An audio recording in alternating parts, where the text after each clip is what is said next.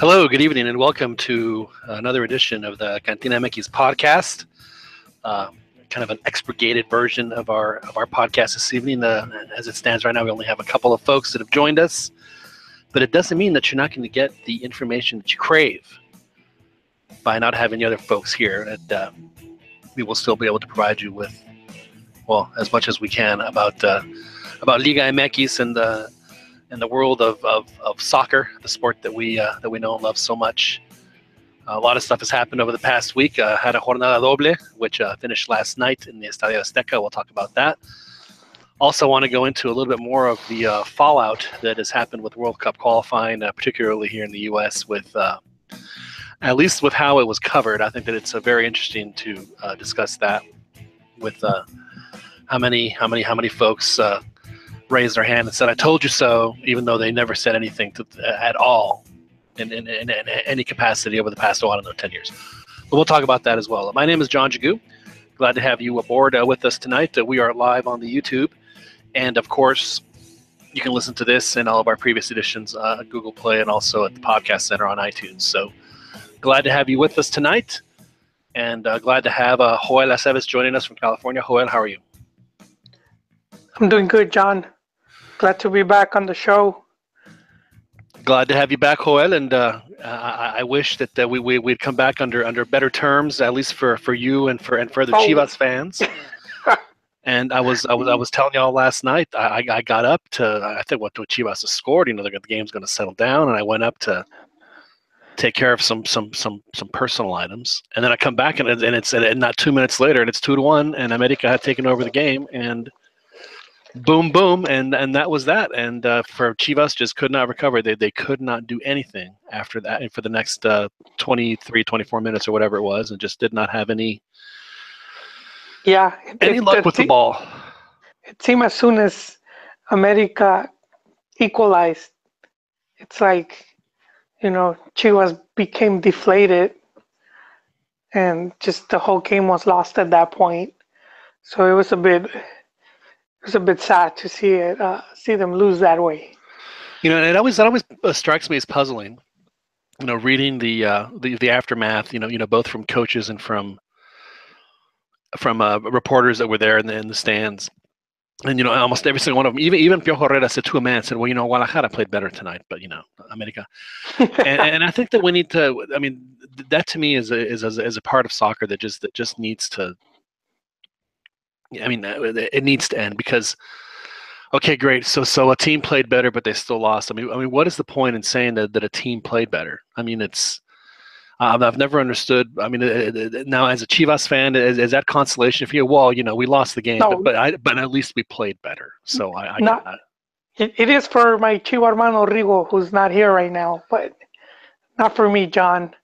I'd like to go back to that Sampaoli quote when he talked about possession, and he equated it with, buying drinks and, to a girl in a bar all night, only for someone else to take her home at night. To come and swoop in and close the deal. Yeah, and then and then you're like, well, that's okay because I had more possession, That's right. That's right. So I had 73% of her attention throughout the whole night. And there's always that thing that's called it's like false possession. You see, it looks like you're playing better or you're more in control, but if you're not creating dangerous opportunities, then it's all for nothing. So I mean, I think Piojo had his game plan and he carried it out. I wish I had the stat with me and I was gonna save it, but he's right now the highest rated Mexican Liga coach. Second to him is Mohamed. Right. But Piojo right now is just on stats alone. I think it's for the last 3 seasons or something like that, 3 or 4. But he's right now, and So I was seeing some of the. So I was reading some of the tweets during the game, and people seemed to be like, as if Piojo didn't know what he was doing. Right. And it's like, nah, come on, man. he's been around long. He's been around a really long time. People just don't forget, you know. I don't know how many remember when he was at Atlante. He was at Atlante. He was at. He's been in Monterrey. He was at. At Tecos when they descended. He was at Veracruz when they descended. I mean, Yeah, Piojo is one of the few coaches, and I think that this is so important for people to understand that that understand both sides of the business. He's won and he's lost, and there aren't that many coaches that can say that. So I think and especially with what's happened to him over the past couple of years, it is very obvious to me that humbled him. I mean, he he's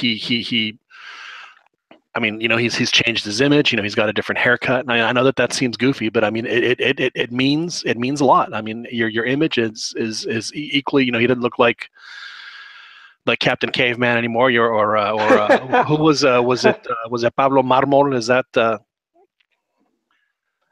that who Barney Rubble was in Spanish? Was it Pablo Marmol? oh man, I never saw. Yeah. Aside from Los Picapiedra, I don't really know the other names. Right. Yeah. So I mean, he's changed, and he's obviously a much more mature coach. He's not Yeah, hell bent on using the 5-3-2 or the whatever yeah. formation, and it doesn't shock me that you say that as far as measurables, whatever they use for Liga MX metrics to say who's more efficient or rated higher. It doesn't shock me at all that Piojo is at the top of the list. Yeah, and because the whole Piojo mania didn't really take off until he had that one win with America over Cruz Azul, that one epic final. It didn't look like a movie. It's raining, and his reaction and all that. That's when his popularity just it just blew up, and then just his whole run at the World Cup. Uh, but yeah, that guy knows what he's doing, man. So he does. But I think he'll be favored again after the World Cup. I don't see Osorio staying, even if he does good. He's probably just tired of Mexicans at this point. Well, I mean, Osorio, we've talked about this, for both of them. At the time, Piojo thought that he had reached, the pinnacle of, he found his dream job in coaching the national team, and and frankly, he did it pretty well. Now, he didn't get the opportunity to do a full a full 4-year project like some of the other ones. I think that he would have, and I think that he would have done just fine. And Osorio always looked at Mexico. Well, if I do well with Mexico, then that's going to help me get X or Y. And I think that now it almost seems like that the roles have reversed a little bit. And what I mean by that is that I think that Piojo, even he has made himself a worldwide name by doing. I mean, I know that Mexico lost to Holland in the World Cup, but Mexico played well in that World Cup. I mean, I don't think anyone can say that Mexico, lucked their way through that World Cup. I mean, they got 7 points in the first, and they ended up 10th, I believe. When you stack them, I think Chile was 9th and Mexico was 10th. The two best teams that lost in the round of 16. Yeah, and you know what affected Piojo and this, even Van Gaal admitted to it, was how they benefited from the water break. Sure. I mean, both teams agreed to it, but I mean, he took more advantage. He did. Was able to. He did. I mean, to me, and I don't want to, bring up old wounds again, but to me, the biggest, aside from all that and the changes and the subs, and you can go into the minutiae, but to me, the biggest difference in that game was that Mexico's midfield was wiped out. They had nothing. The defense would get the ball, and then they'd get it to the midfield, and the midfield would lose it, and then they'd lose it, on their side of the ball. And that to me, and because of the fact that Piojo was handcuffed with his changes, but with 2 of them coming from injury, that he couldn't put in somebody to he couldn't put in a Hulit to give Herrera a break, or or put in Marco Fabian to give Guardado just some fresh legs. Yeah, he just didn't have that opportunity, and so Mexico ended up losing. But it seems now that that those opportunities that maybe Osorio thought were coming his way might be headed toward Piojo's way. I know that Chile, at least it's rumored to me. I mean, I don't know who can start those rumors, but they are saying that the pajaritos are saying that But yeah, that Chile is absolutely interested, and you know what, they should be absolutely interested. I mean, he is in my opinion right now the best coach in Liga MX, and I don't think there's a close second. supposedly they had approached him before they went with PC, um, you know, who was at León. But I mean, after that comment, I don't know if it was from Alexis, that whole, that comment about Chile's Chile's nivel going down because other players went to Liga MX. I don't know. I think I know the Federation wants him. He might be met with some hostility by the fans, Right. just because I do feel a lot of the South American, Chileans are gonna look down on the league. I don't think all of them necessarily, but I do feel like they might not be so enthusiastic. There's gonna be the equivalent of Osorio coming to Mexico. Exactly. Because Chile has had a taste of that success, and aside from the fact that they were summarily eliminated from World Cup contention, they think that they're we saw this with we've seen this with other South American teams. We've seen it with Bolivia. Bolivia, they had a good run in the mid to late '90s, and we saw it in. I'm trying to think of who was, and we saw it with Colombia as well. We've seen it with Colombia a few times. So yeah, I mean, the South American teams do come up, and and then let's be honest, they've had an absolutely fantastic generation of players. I mean, it was the same generation of players that played in the 2007 Under-20 World Cup that lost to Argentina in the semifinals after Argentina had beaten Mexico in the quarterfinals. So it's that group of players that have been able to Yes, play together now for 10 years. Piojo did say he's ready. It was an interview, and he said he's ready to go abroad. So I could see it happening, but I think right now I think he's candidate for the national team after the World Cup. I think I'll be surprised if he's not the number one pick. I just don't see why he would want to go back to that. I mean, I think that if they would have called it, if they were in trouble, he would have come back. But I just don't see that he would want to come back. I think given the opportunity, I think that going abroad or coaching Mexico, I think that he would go abroad. Well, I mean, yeah. If there's no good offers, I mean, he would be making really good money. Sure, he can come coach the new Austin MLS team that's going to start playing in a couple of years.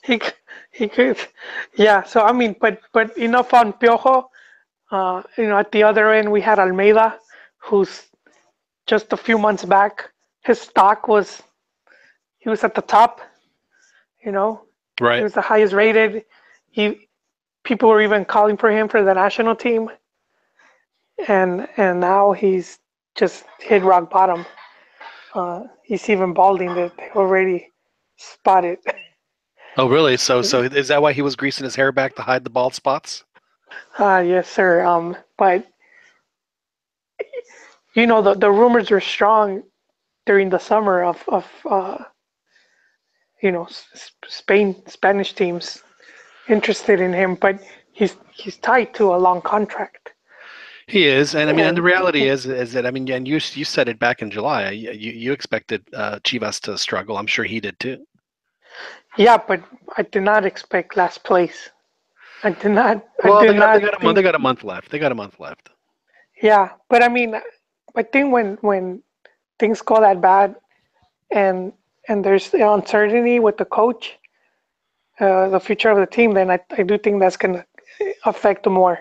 So I mean, the rumors started popping up again of him leaving again, and especially when he changed his contract to have a release clause, right? And it's activated in December. So that would be unfortunate.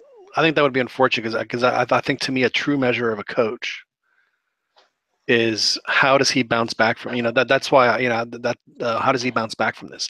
That's one of the reasons why I was bullish on Cruz Azul, because I knew that James was going to be better than that, and I think that he was humble enough to know that maybe he needed to study the league a little better. And Cruz Azul has been outside of a couple of bad they've played pretty well, and Yeah.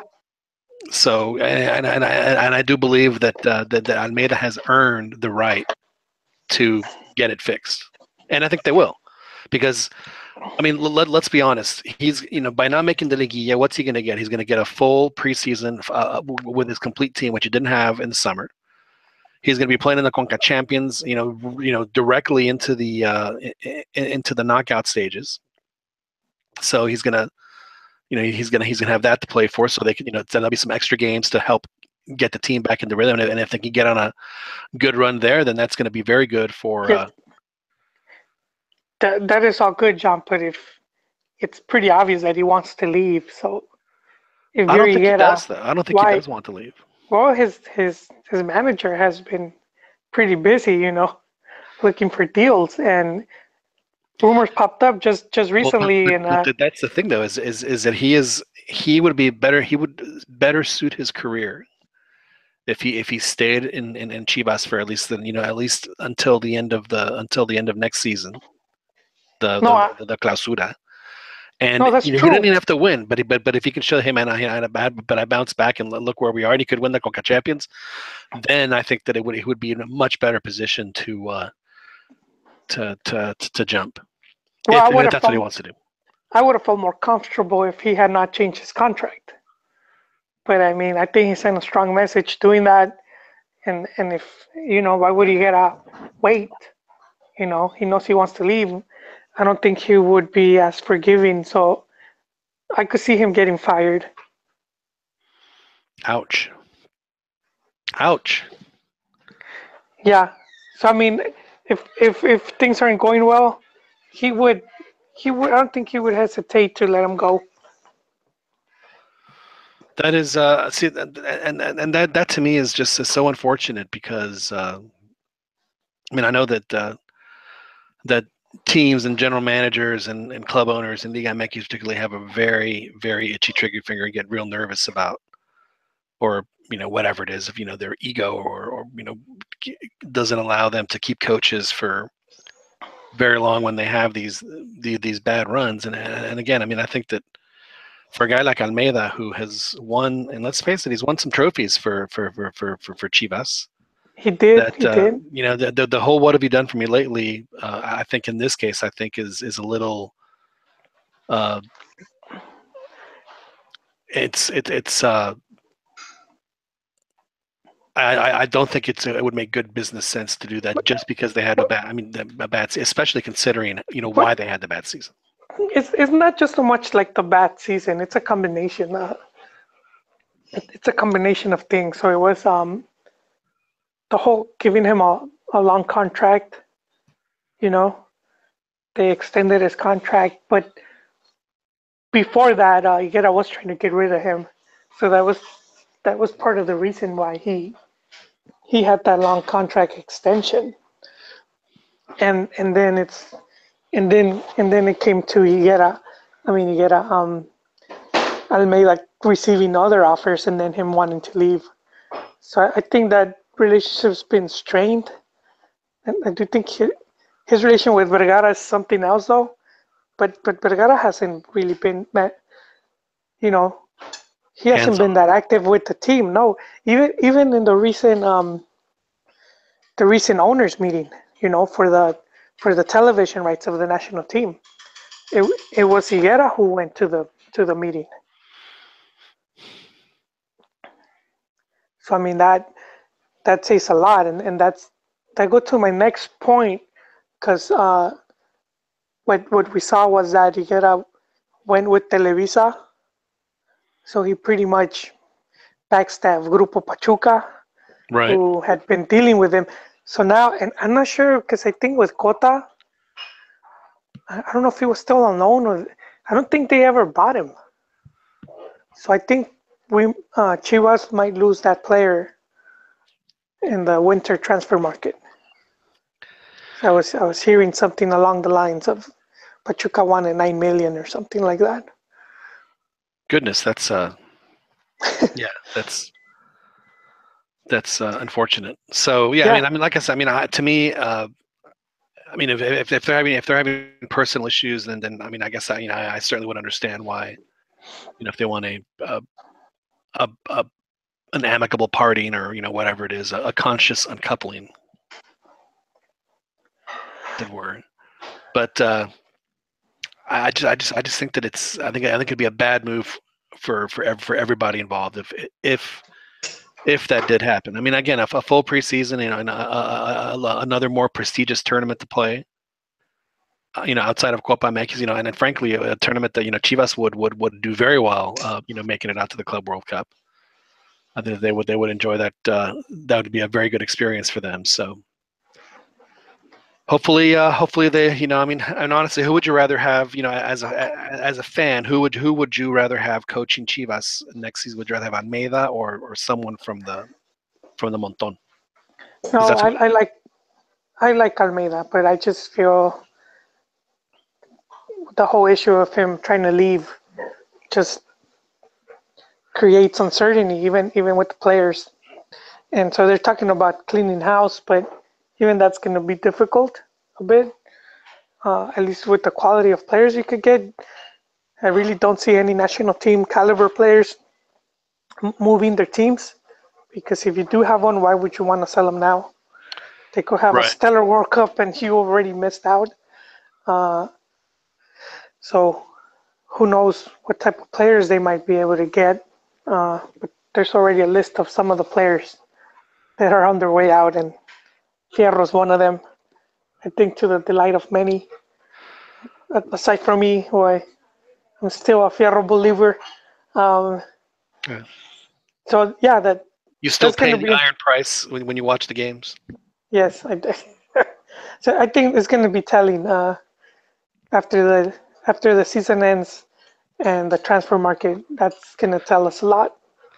Yeah, see, but it also is going to determine, how much are they overreacting? Because I've always thought the winter transfer window, unless you're getting just a quality, one, but when people buy, 4 and 5 and 6 players, Yeah, that to me says that they have no idea what they're doing. So like last year, Pumas brought in that Nico Castillo guy, mid in the winter break. And from the first game, you could tell, okay, this guy, he obviously knows what he's doing, and he's going to make he made a huge difference for Pumas. The fact that this past game against Leon, which was a good win, by the way, was the first time that they'd won a game in like 2 years without him on the pitch. and speaking of Pumas, John, they finally won. They did. They did fight. It was the first time since like August, I think, or maybe even like late July. It had been a while, Yeah, and they man. got a win, and a good win. And I actually watched the game, and they played with them. They played. They played with a purpose. They obviously had a game plan, and they were executing it. And the players seemed to have a better understanding of what it was that they were trying to do. And I firmly believe that a team like Pumas, with the way that the team is, the way the institution is, it's only going to work if you have a guy that knows what that's all about. And and Patiño, he came up in it. He played for Pumas. He played on the national team, starred on the national team before he got hurt. Unfortunately, he was, his World Cup would have been 1990. What, John, was he brought in as interim or was he given the full reins? Well, I think that right now he's going to be an interim, but if he can get them to like 15 or 18 points, there's no question in my mind that they'll just remove the interim. Another guy who is living his dream coaching Pumas. A guy who's going to put everything. And he has a good mind. He was the head of the Fuerzas Básicas, and prior to this. So he knows the players, he knows what he has. And again, they actually played. It was night and day watching Pumas play under Patiño than it was, with either Gea or even with Valencia. Valencia, I know that, we always want to see Mexican coaches do well. And it seems like they always have a much shorter leash. But they're toward the end with Valencia. I mean, they would just fall apart, and he had nothing. He really had no answers for what was happening to Pumas. It was really important. And the guy that brought in, I mean, that was just a band-aid. And the other guy that's on the bench, that's one of his assistants, is Leandro. And I would love to see Leandro get a coaching gig someday, because he was an outstanding player in Liga MX for many years. So things finally looking up. Does Pumas still have a chance of Liguilla? No, I mean, it's a very slim chance. They're 7 points out. I know that there's 4 points. I mean, they would have to run the table for them to even have, and that's not going to happen. I mean, honestly, right now, Pumas, if they can get to 15 points, they're at 11 right now. So if they can get 4 points out of these next 4 games, that to me would be what they could not have is have a season of like 12 points or less. That cannot happen. Chivas is at 9. Yeah, is the only team that's not in double digits when it comes to points. That's right, because the other team that won, Joel, in the Jornada Doble was Santos. They weren't on the TV yesterday, but they were on the internet. And Daniel Preciado joins us from Escondido. Daniel, Santos with a big win, kind of to ease the nerves a little bit. Yeah, to the Chepo cloud leaves a wake. So no, I'm kidding. I'm just trying to mess with our good friend Joel here. No, I had to make do with updates via Twitter and from their website. But yeah, they won. Unfortunately for me, I wasn't able to watch it, like you said. Yeah, well, the Univision app, if you don't have it, Dan, is actually really good, and they whatever game they have on their air, they'll have it on the app, and that one, I think that one was specifically on the app. So I would definitely. No, I have the app. Yeah, unfortunately, were you at the office? Sometimes the kiddos take possession of the phone and rock out the PBS online. So are they not Santos fans? Not yet. I'm working on it. Yeah. By the way, I think it was on one of these social media sites that where we're connected, where you had a picture of one of your kids wearing a Momo onesie. What is up with that? My kid was wearing a Momo onesie? That's what it looked like. Like a little Mumu? No, like a with the silk screen of Morrissey. Oh yes. Yeah,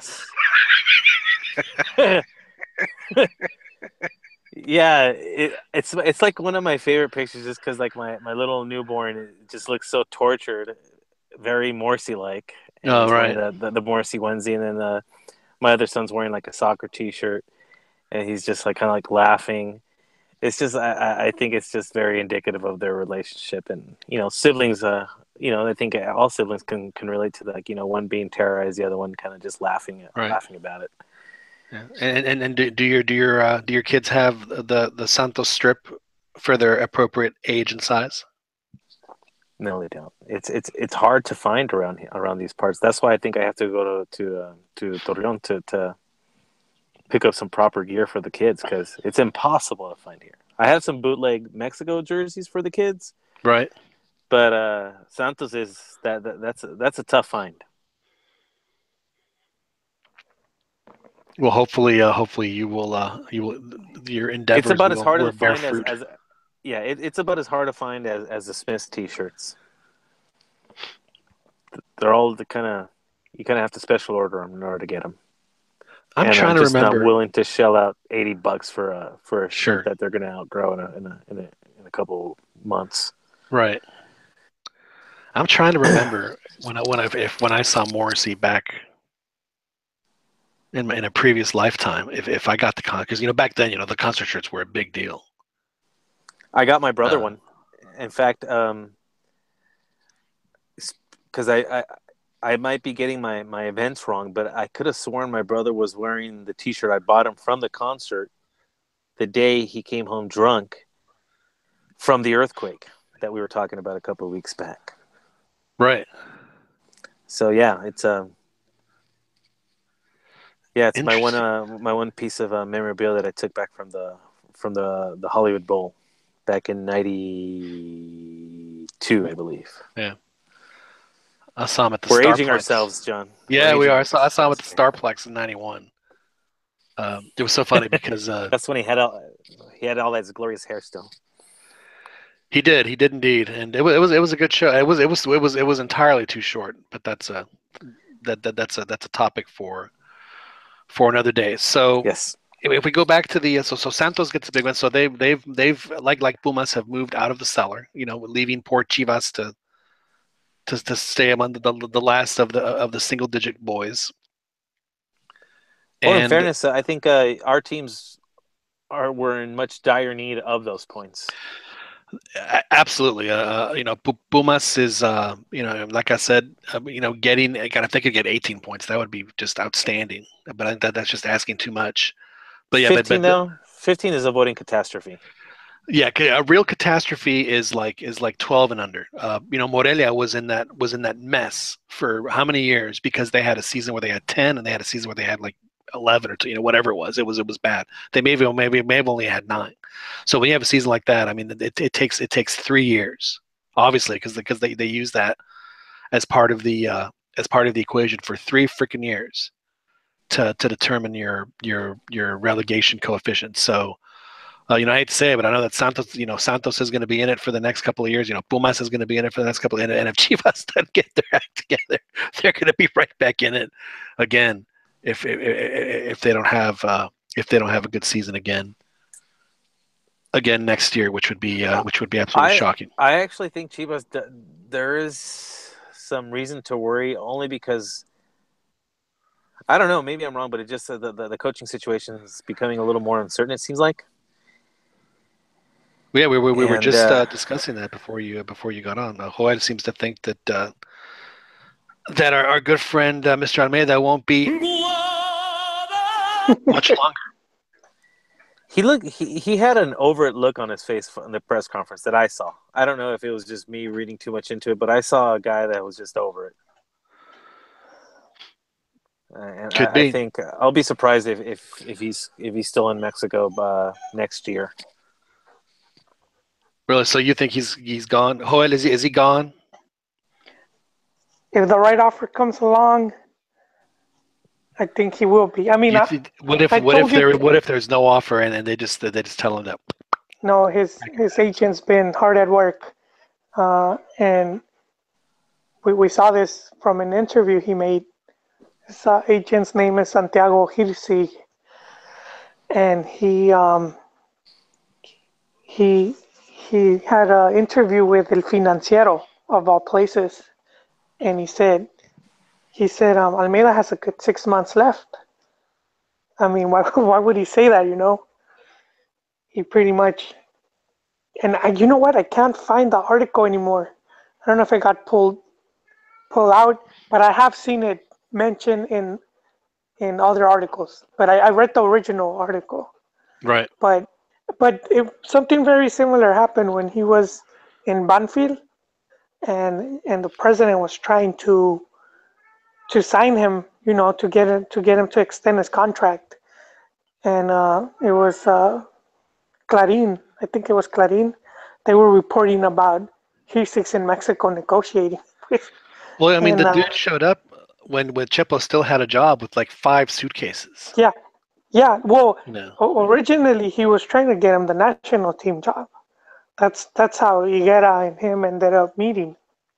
So the agent came to Mexico to try to find him a team, and I think if you're going after the national team and you can't get it, Chivas is the next best thing.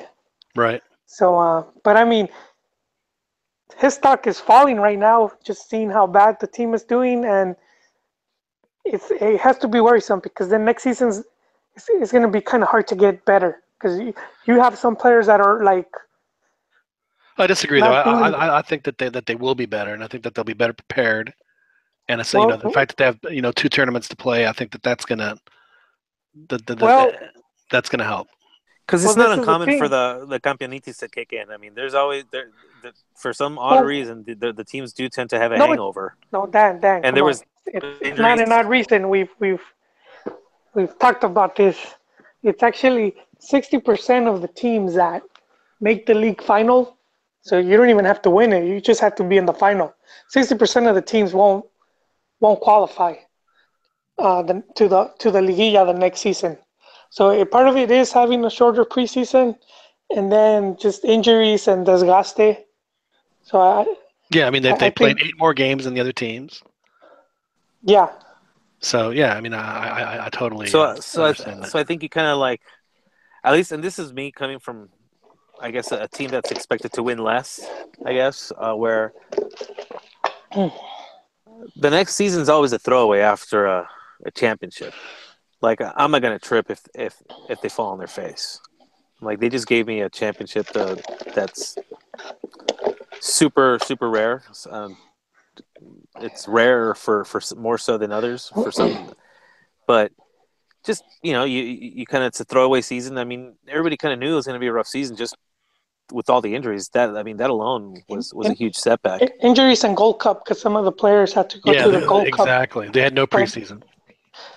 But see, this is the one thing I'm saying with Chivas is that, for example, you have Salcido who's has a key role in the squad, Which is weird and we saw to me. well, he's one of the veterans. He's been long enough, and He's the captain.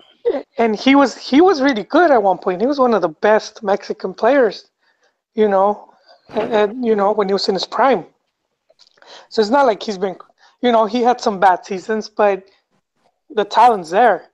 And once he was subbed out, Chivas really suffered without him, and they don't really have anyone to replace him right now. And that's the whole thing. I can't see them finding someone else, and it's just gonna get older.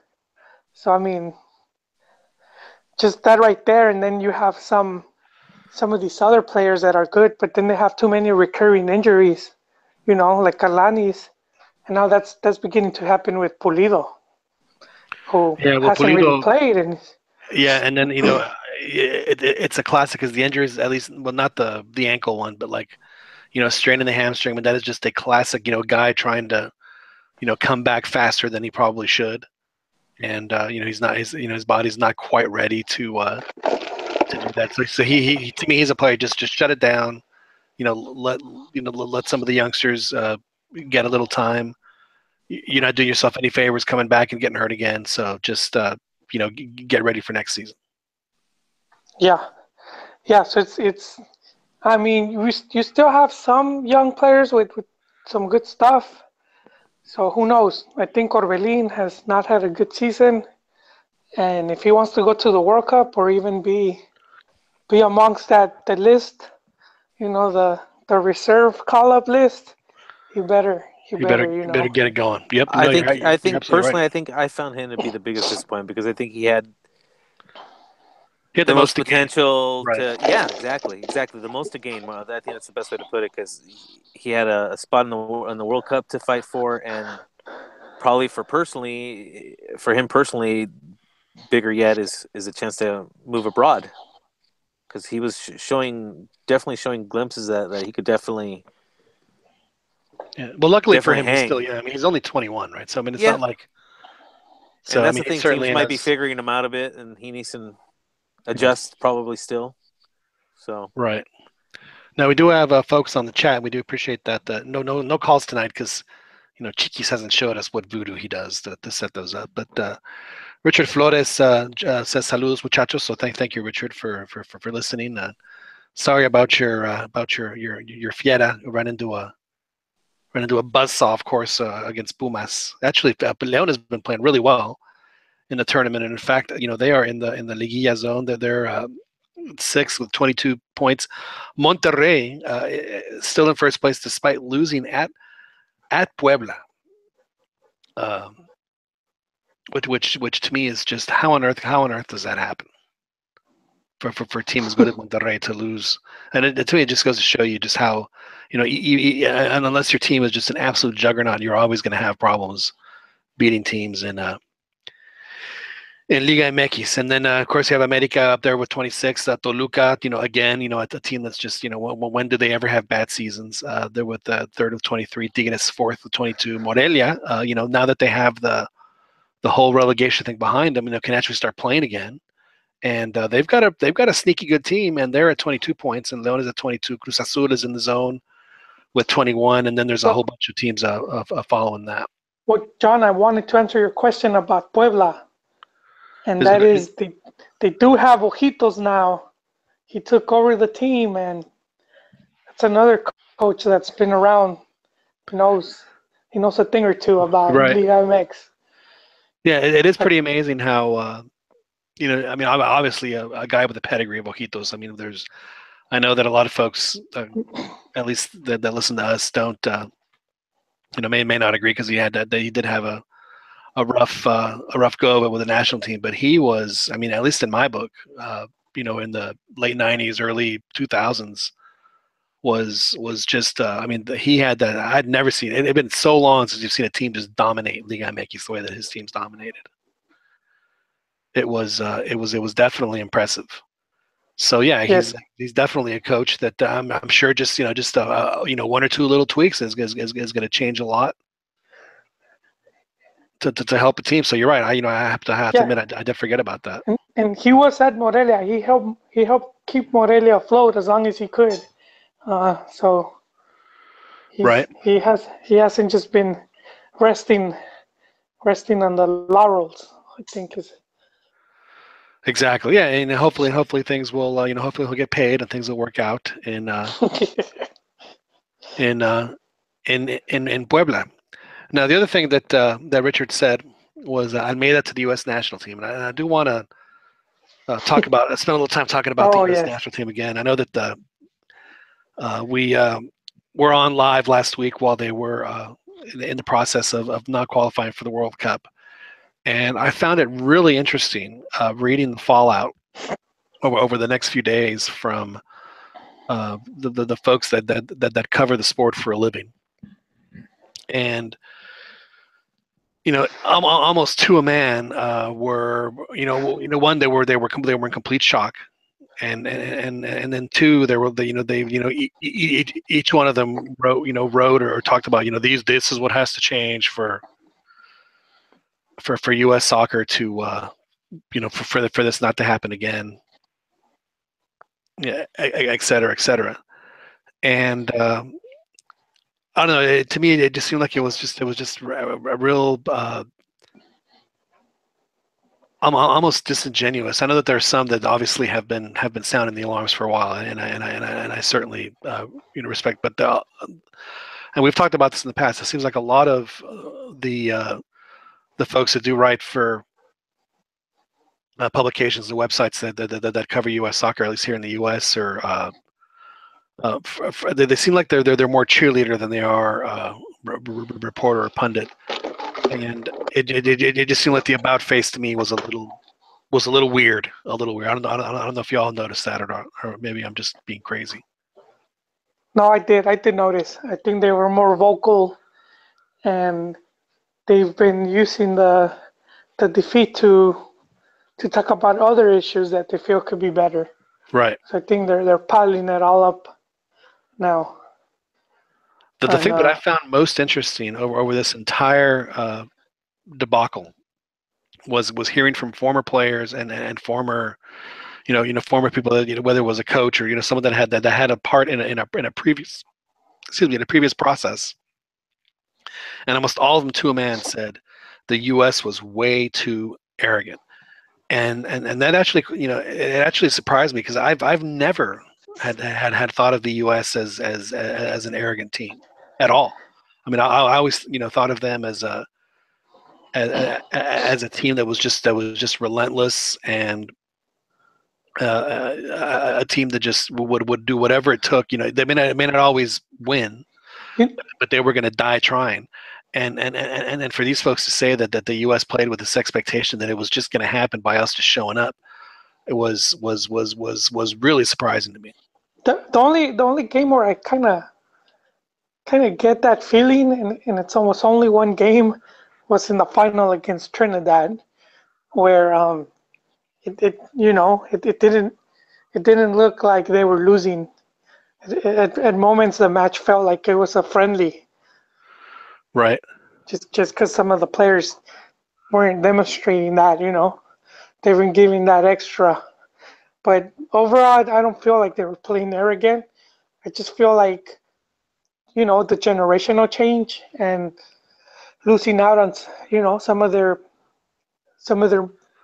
better talent is already underway out. Players like Dempsey and Bradley, and then they had Donovan retire.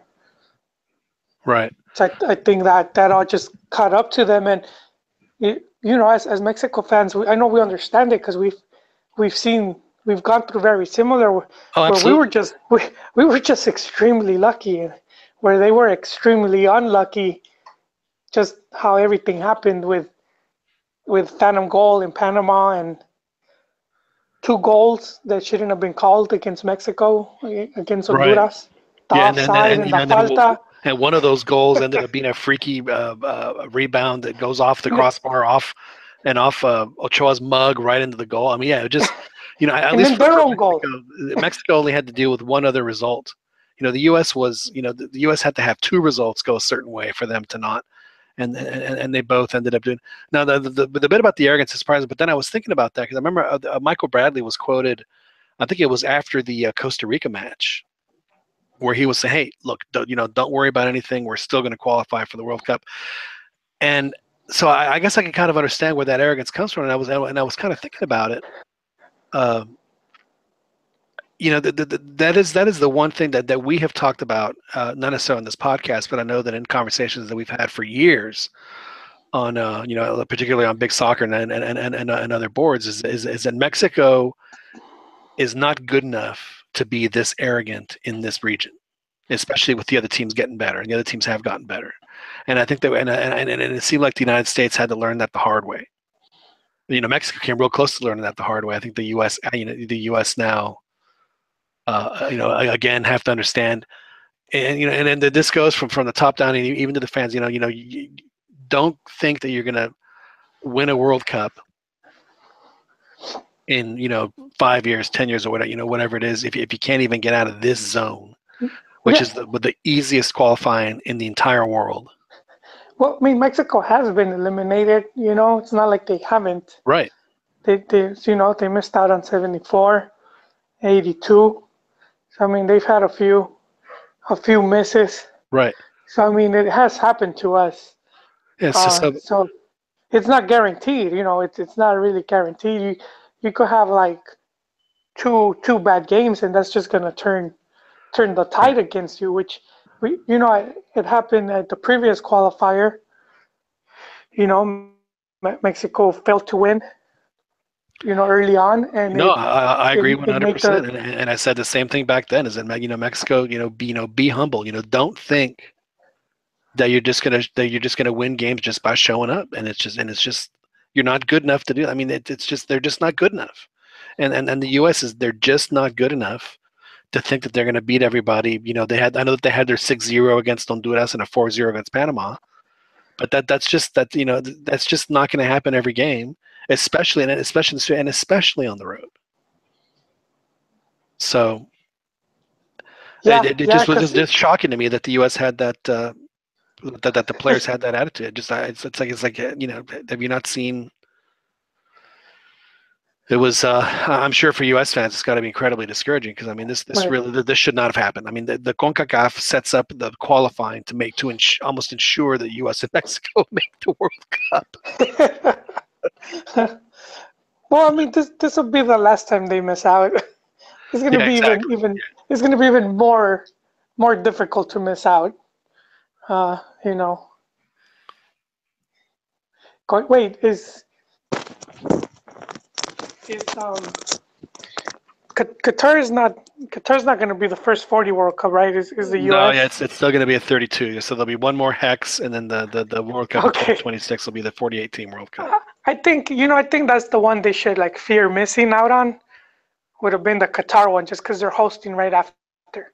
So you want your generational players. You don't want them to miss out on that. Right. It could be extremely difficult, or it could set you back. And again, we've seen it with Mexico. Missed out on 82. We hosted, even though we got lucky to host 86. It wasn't meant for us. It was supposed to go to Colombia, and then Right. I mean, and then the team took a year or two off, and they did nothing but travel the world and play friendlies. yeah, but we did good in '86, but then missed out on '90, and that was one really strong generation of players. Or a lot of experts say that would have I cannot tell you how elevated much that still Mexico. chaps my ass You, when I think about it. Seriously.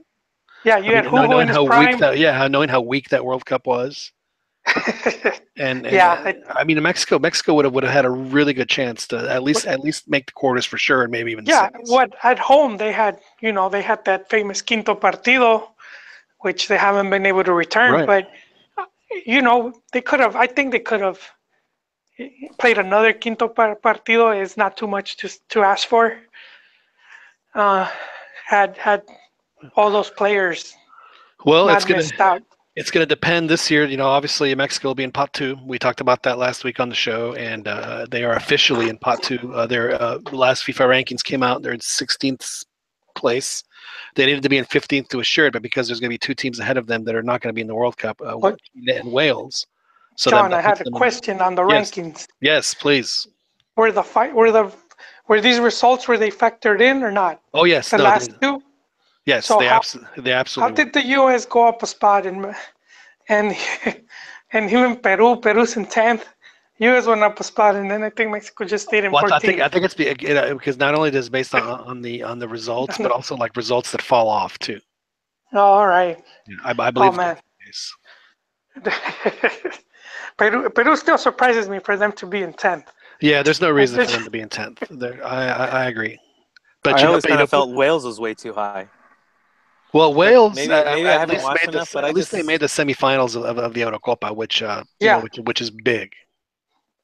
Yeah, and they had won some key games against some top teams. I mean, I wouldn't say key games, even if it's friendlies, but they were explaining how if you win teams ranked higher than you in friendlies, how many more points you're just gonna get compared to all the moleros we play. Well, that's the thing is that that's probably the biggest difference right there is that Poland is going to be a group seed in the World Cup because they just don't play as many friendlies as say England, who's not going to be a group seed. And had England not played as many friendlies, then they would absolutely be a group seed. So Oh, so the Moleros actually count against you. Do either teams really feel like teams like that should be seeded? I don't know. I mean, I don't. I think England, yes, just because they had a really solid qualifying campaign, and they in the Eurocup. I know they lost to Iceland, but Iceland was I mean like they got 2 goals on throw-ins for God's sakes. I mean it was kind of fluky, but they also have probably the best the best striker in the world right now in Harry Kane, who has been just. I watched the game yesterday, the was it, or Tuesday I guess it was, where he got a perfect pass with like the 80th minute, got a perfect pass, and he thought he was tucking it home at the Bernabeu, and he just barely missed the post, and he was like had this like dumbfounded, and then it turned out that Navas made just a glancing deflection on it to send it out. So yeah, I mean he has been on fire. He has been outstanding for both Tottenham and for England. So yeah,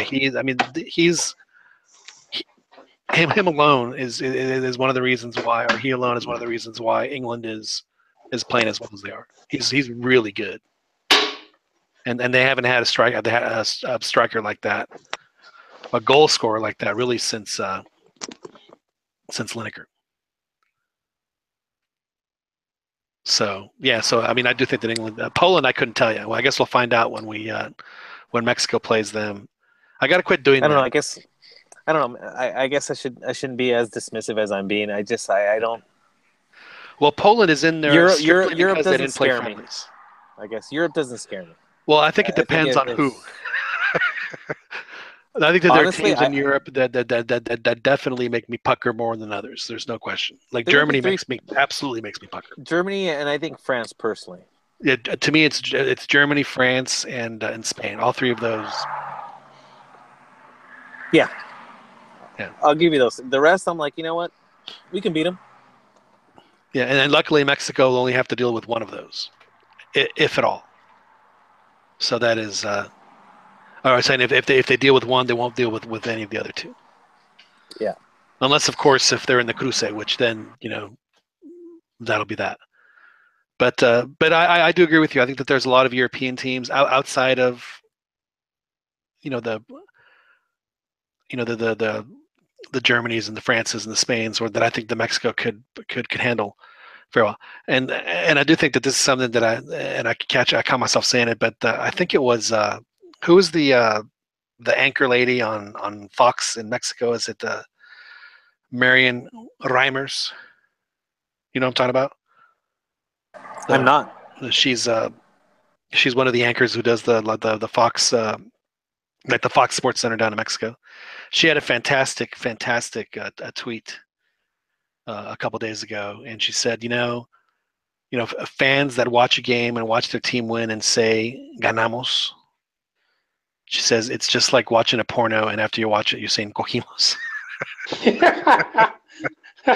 Oh man, That's great. that's brilliant. Yeah, it's fantastic. It was absolutely fantastic, and then she's absolutely right. So I have to quit catching I have to catch myself every time I use "we" when I talk about a team. It just drives me crazy when I do that. You know what? I'm a little bit euphoric right now, so pardon me for the use of "we." I'm a little,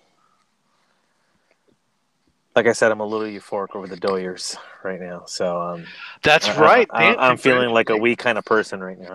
Congratulations, and it's looking like, Dan, we could have a Doyers Yankees World Series, Los Yankees, way no mames. which would be Fox right now is going, please Yankees, please Yankees. it's been 30 years. I mean, when I was a kid, they played in 3. They played in 77, 78, and 81. 81, okay. Because Fernando pitched in 81 against Los Yankees when he was a rookie. Wow, that's right. The Doyers have made it. Yeah, and I like that they did it too. Emphatically. Yeah, they would win like 10, 11, nothing, or what was it? 11-1. 11-1. Well, good for you. Congratulations, all Dodgers fans. But so sorry. They can take outside of those 3. I feel pretty good that even with a Portugal with Ronaldo, I still think Mexico could potentially beat them. Right. I mean, and to me, honestly, like I said, again, outside of those, and I would probably add Argentina to that. But I think anyone else in the world, I think that Mexico could certainly give a game and can certainly win. I don't think that you know they what? could beat. I'm gonna have to be right here, the party pooper. Go ahead. I just haven't seen us win a big game like that under Osorio. Oh well, yeah, that goes without saying. The 2 big matches he's had, we failed them. I don't want to say the we as after your quote, John. But yeah, they were disastrous against Chile and then Germany, and those have been the 2 biggest in knockout stage, and that's basically the only thing I have to go off of right now. So outcome does not look good for me. I mean, there's no question that. Well, on the flip side, though, Joel, they are beating the teams that they technically should be beating. So if that goes to form, and if the draw is kind, then you could potentially see Mexico getting to a 5th game before they lose 5-1. No, I could see Mexico in the round of 16. I could see them being at the round of 16. Whoever the opponent is, I'll be surprised. The way it's worked out now, I'll be surprised if they don't make the round of 16. Well, at this point, now, it would be a major catastrophe if they didn't. Yeah, for sure. Yeah. So at this point, the way it's lined up, there's no reason for them not to qualify. So we're back where we are at every World Cup is to see if they can get to that 5th game or beyond. And I think a lot of it's going to depend on the draw at this point, because I don't think they'll beat a team that's better than them. But I do like our chances against teams that are lesser.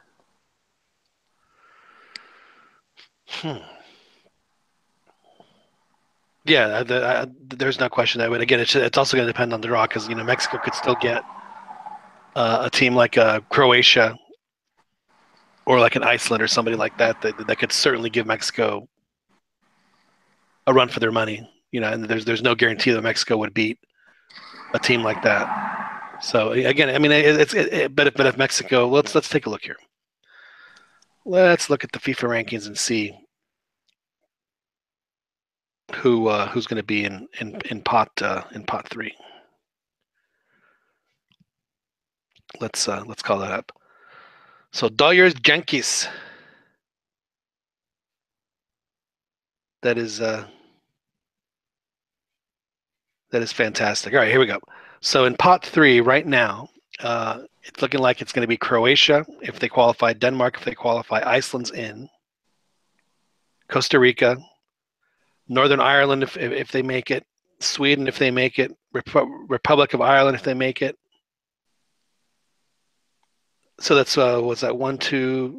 So it's 1, 2.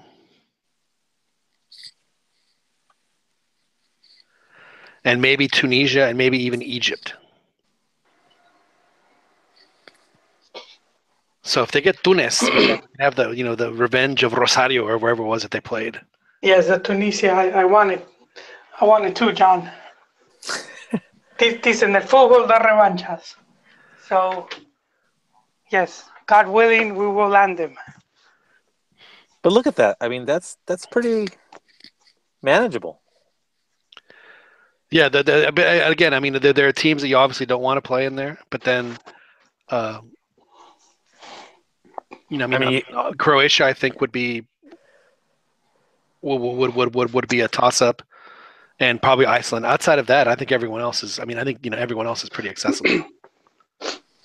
Chavos, on that note, I must get going. ¿Ya te vas, Joel? Me pegan. Yeah. Yeah, you're gonna go celebrate the Dodgers big win. No, I don't watch. I don't watch base. But I'm gonna have to jump in the bandwagon for the. I was gonna say just to enjoy the atmosphere.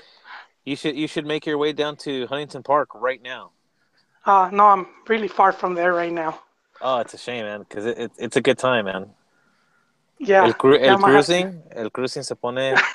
Hey, do you listen to the old guy and Fernando calling the games at all, Dan? No, I listen to it in English. So it's ironic that this is the first year without Vinny, and they make the World Series. Wow, that is true. Who replaced him? Like Charlie Steiner or somebody like that? Charlie Steiner, he's been on there. He's been doing it because Vinny wasn't calling the full games anyway. He was calling in like every other inning or something like that. Oh, okay. Or like a couple innings, and then he'd take a break, and then. I like Charlie. He's a good guy. Yeah. He once, when they first started doing those ESPN This is Sports Center commercials, he was once traded to Melrose Place. It was pretty funny. It's a pretty good commercial. That is funny. So, all right. Well, this is probably a good time for us to wrap up the show, actually. I know it's kind of a short show, but when you only have a handful of folks, we don't necessarily have to go our regular 4-hour shows that we normally do. But good to have you on with us, Joel, and good to have you, Dan. Thank you guys for joining us.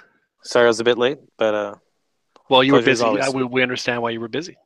Yes, I'm sorry. Yeah, and that's quite all right. I understand. Joel, thanks very much for joining us. We'll talk to you next week.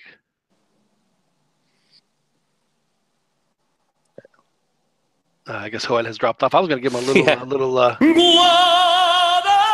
but he dropped off. So that won't. Well, that happened. Well, I guess we'll go ahead and wrap it up. Dan, thanks so much, and thank you everybody for listening here on the Cantina MX podcast. Again, we're on live every Thursday night, usually 9:30 Central Time, 7:30 Pacific, 10:30 on the East Coast, and 8:30 Mountain Time. Don't want to leave out those folks. And of course, you can listen to this and all of our previous editions of the Cantina MX podcast on iTunes or on Google Play, and I think we're still on SoundCloud, but I'm not exactly sure if we're still on there or not. But either way, we thank you guys for joining us. My name is John Jagu. We'll talk to you guys again next week.